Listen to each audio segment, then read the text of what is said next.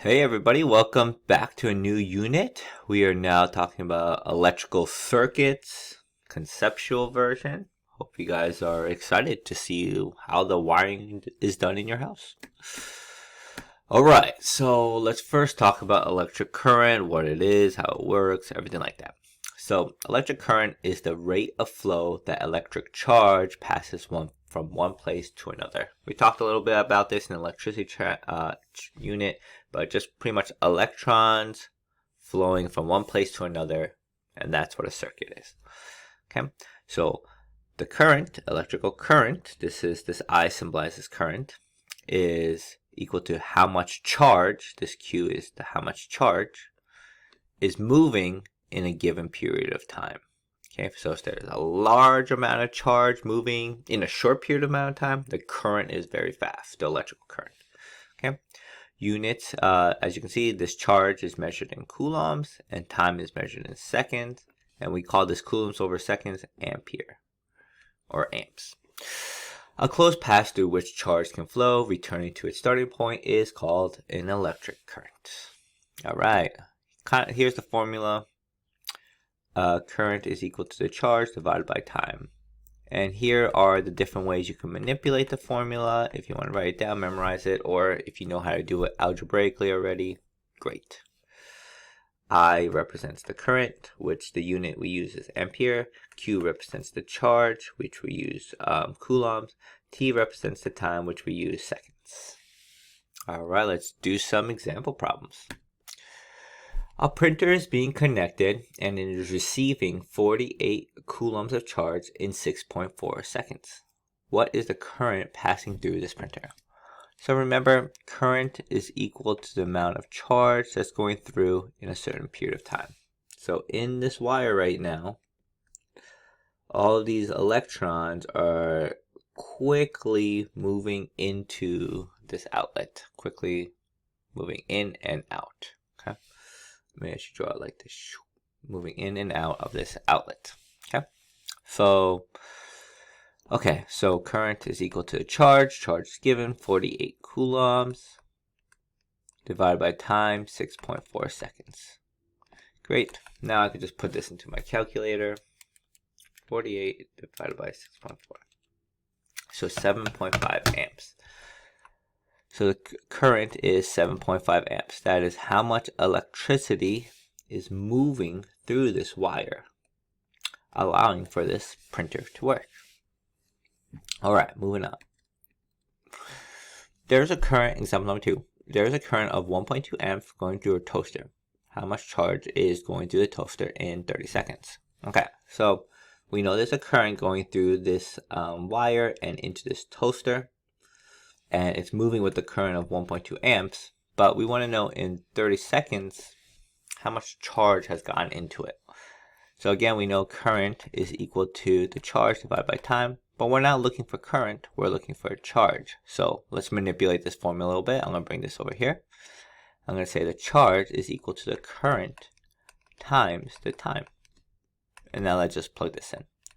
1.2 times 30 times 1.2, and I get 36 coulombs. So while this toaster is working, in 30 seconds, it'll use up 36 coulombs worth of charge, or that is how much charge is going through it in that time. All right, moving on. A clock has 0.4 amps passing through it. If 20 coulombs of charge have flowed through the clock, how long did it take for this to happen? Okay, so again, current is equal to the amount of charge divided by time, but this time we're looking for time, so I'm going to bring this over here while bringing this to the other side, doing some algebraic manipulation. Okay, and now let's just plug some things in. 20 divided by the current, 0.4, and let's see, put this into my calculator. 50 seconds. So it takes 50 seconds to get a total of 20 coulombs of charge into the clock when there's a current of 0.4 amps going through it. Okay. All right, kind of a good video demonstrating and showing a little bit more of what's going on, how current works. So suggest watching that. Let's do some conceptual questions.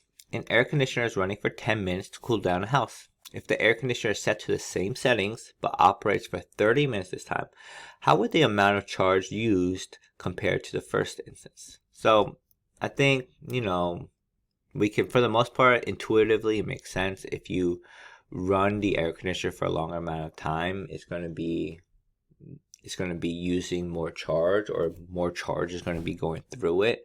So in this case, it's B. But a lot of times with these kind of questions, I don't really want you to think about it intuitively.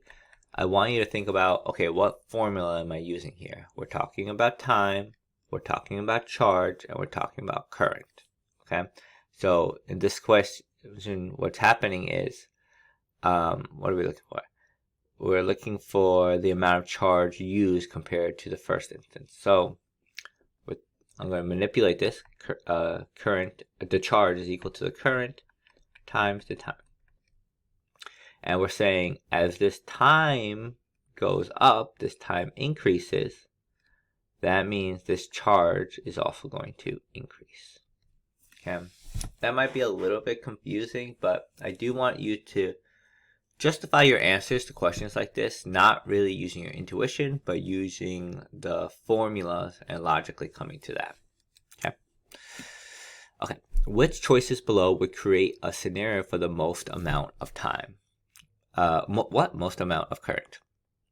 Small amount of charge in a short amount of time, large amount of charge in a long amount of time, small amount of charge in a long amount of time, large amount of charge in a short amount of time. Again, you can use your intuition, and it might be correct, but it's better to kind of think about the formula we're using. So we know current is equal to charge divided by time. So in the first scenario, a small amount of charge in a short amount of time. So this is small, so this is less and less. So that doesn't seem optimal because we want more charge, so probably not that. Large amount of charge in a long amount of time. Large amount of charge, long amount of time. This is good that now it's become large. However, with a long denominator, that's making this just smaller, so not optimal either. Third one, small amount of charge in a long amount of time. So this is probably the worst. In the numerator, we have it going down, and the denominator, we have it going up, so this would be really, really down. So definitely not that one. And then option D is large amount of charge in a short amount of time. So yeah, a lot of charge in a short amount of time means this would be really, really up. Okay. Yeah, so there's a large amount of charge going through in a short amount of time. That means the current is moving very, very quickly. All right, moving on. So I hate like doing this sometimes in like physics, but it just like needs to be done. Some things are definitely outdated and needs to be changed, and this is one of those moments. So electric current. The direction of current flow from the positive terminal to the negative one was decided before it was realized that electrons are negatively charged.